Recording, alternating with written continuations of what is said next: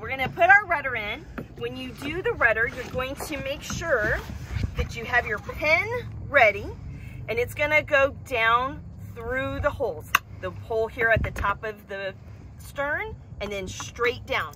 So we're going to do an alignment. You've got a silver hole down, and then the two black pieces, and you're gonna want to align them up and go straight down. And it may take a little wiggling here and there, but ultimately it's gonna lock into place. All right, so we have our rudder in. Now we wanna go ahead and put our tiller extension on. This particular is the actual tiller. There's gonna be a tiller extension that you will find when you go to check out the boat in 2022. So we're gonna push the tiller in. The tiller extension is gonna be up on top. The cleat hitch is gonna be on the side. So you take it, make sure it goes under the bridle. You push it straight in, and you'll see two holes here at the end. The inner part is your tiller, and there's one on the top of the rudder. So you're gonna take that and push it all the way in, and then you've got this pin attached to the yellow line. So you're gonna take your cotter pin. It should be straight. If it's bent, it's probably been damaged in some way. So make sure that it's straight. When you put it in, it'll go straight down, and all the alignment will be through the holes, and you'll have it straight, flush with the tiller. Operation of the rudder to go down. You're gonna pull on the yellow line, and you're gonna push it down, and it's gonna be in position. And once that is in position, then you will do just a cleat around the tiller, and that should hold it in place.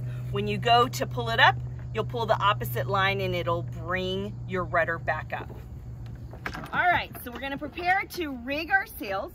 You'll notice that our jib is already attached. It's a furling jib, but we need to prepare our jib sheets. So they'll be stored, and then you need to unwrap them. You can see we'll just need to put one on each side. They're gonna go on the inside of the shroud. So you're gonna take your sheet, it's gonna go through both points. So you've got your fair lead, and then you've got your cleat. So you're gonna then make a stopper knot. You have your choice. You can either do a figure 8, or you could do a double overhand. But you need to have a stopper knot in there so that your jib sheets won't come through. And then you need to do the other side as well. So you're gonna go through your fair lead, through your cleat, and then make a stopper knot. All right? You wanna always give yourself a little bit of a tail so you have something to hold on to. But there you go. Now your jib sheets are attached to your boat. You've got your furling jib. To unfurl your jib, you've got this blue line on the starboard side of your boat.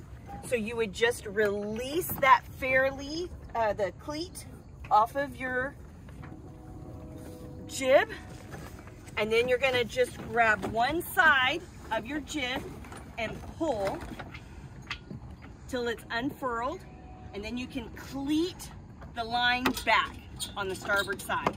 Now your jib is ready to go.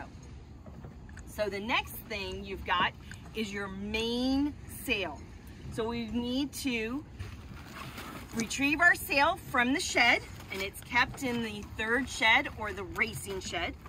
You're gonna take your sail, and you need to find the head of the sail. So we're gonna search and find the head of the sail. Here we go. You're gonna take the head of your sail and locate your main halyard. On this particular boat, it's on the starboard side. It'll be cleated. Be sure you hold on to your halyard. Don't let go. But you also want to check to make sure that it is not wrapped around anything. It could be wrapped around the shroud. It could be wrapped around the jib. any number of things, but you want to make sure that it's completely free. Holding on to both lines, you're going to attach your shackle to the head of the sail. And every shackle is different. This one is a pretty simple one, but make sure that it clicks into place. Holding on to your halyard that's not attached to anything, you want to retrieve your flotation device. That's in case of a capsize, it gives you that extra time to get the boat righted without the boat doing a full turtle. So you just attach it to the top of the sail. You can either do it to the halyard shackle, or you could actually attach it to the sail, your choice. Now you're going to get the sail into position into the groove of the mast. You've got this little hole that's a cutout on your mast. You're gonna take the head of your sail, put your rope into the groove of the mast, and then you're going to be ready to raise your sail. You want to make sure that your battens are not getting caught on anything. You want to have clear access to raise your sail to the top of the mast. Sometimes you need to help feed.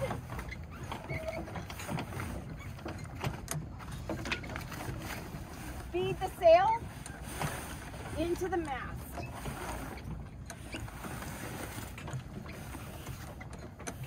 And you raise it to the top. Once it's at the top, now you're gonna cleat off your main halyard right on the starboard side of your mast with a cleat hitch.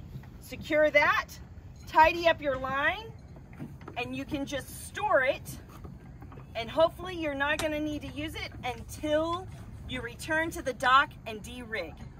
But it could come in handy if you do have a capsize. It could be used as a riding line. All right, so there's some sailing tips with the Hunter 140 boat. One, this is your vang, okay? And so when you are out sailing, you wanna give it some vang. You're gonna just pull the end of the line, and it's got a V down here. Once you pull it, then you push down, and that secures it. When you're sailing, the vang keeps your boom down. So you don't want your sail to be lifted up when you're sailing. You want it to be secure. So you don't need it super tight, but you want to definitely take the slack out of it and secure it. On your main sheet, remember your main sheet is the gas of your boat. It enables you to power up your sail. When you are out sailing, again, I mentioned that when you're rigging your boat, you want to make sure that you do not cleat your main sheet, because when you cleat it, it's catching wind in your sail. So when you're out sailing, keep in mind cleating or not cleating the main sheet. In most cases, you're not going to cleat it off. You want to be able to be ready to release the sail as well as to sheet in, depending on the conditions of the boat. So be very cognizant of the cleat on your main sheet. I mentioned about the foot of the sail. Your out haul controls the foot tension of the sail. In high winds, you're going to want this as tight as possible, keeping it flat. In low winds, you're going to actually give a little bit of some slack to your sail on the foot, because you want your sail to collect more wind. So keep that in mind as you're rigging your boat. What are your conditions? Do you have high wind conditions? Do you have low wind conditions? And it may even change when you are out on the water. Lake Manawa is notorious for its switchy winds, very variable. So be prepared for those gusts. In gusty situations, again, don't have your main sheet cleated off. That's gonna most likely result in a possible capsize, and we will provide you hopefully a capsize video to reference on riding the boats, but you do need to be prepared for that. Same with just keeping in mind, you've got tailtails on your shrouds. That's helping you to determine if you're going upwind or downwind. If you're going upwind, your tailtails are going to be pointing to the stern of your boat. If you're going downwind, those tailtails are going to be pointing towards the bow of the boat. That's always a great indication of what direction you are headed. Are you headed upwind? You're going to want your main sail sheeted in. If you're headed downwind, your sail is out. Okay, you're gonna let it go so that it's gonna be able to reach those shrouds. And in that situation, remember, up and in, down and out. And that's all in relation to what you're doing with your sail. So keep that in mind. Make sure that your center board is down.